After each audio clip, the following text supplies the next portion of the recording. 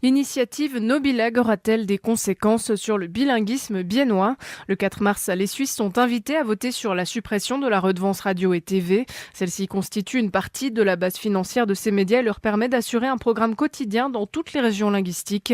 À moins d'un mois de la votation, nous vous faisons part aujourd'hui des arguments des opposants et des partisans de la région. Selon le comité non à No Bilag, les minorités linguistiques pourraient souffrir de l'acceptation de l'initiative. À Bienne, le bilinguisme serait donc aussi touché. Un avis que ne partage pas Julien Rochat, conseiller de ville biennois UDC.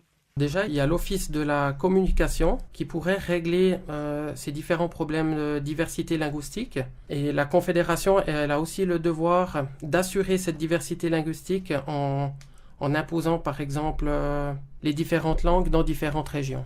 Mohamed Hamdaoui ne voit pas les choses de la même manière. Pour le conseiller de ville socialiste, les médias biennois permettent de garantir le bilinguisme de la région. Lorsqu'on voit effectivement les médias qu'on a la possibilité de s'exprimer dans les deux langues auprès d'eux, c'est nécessaire.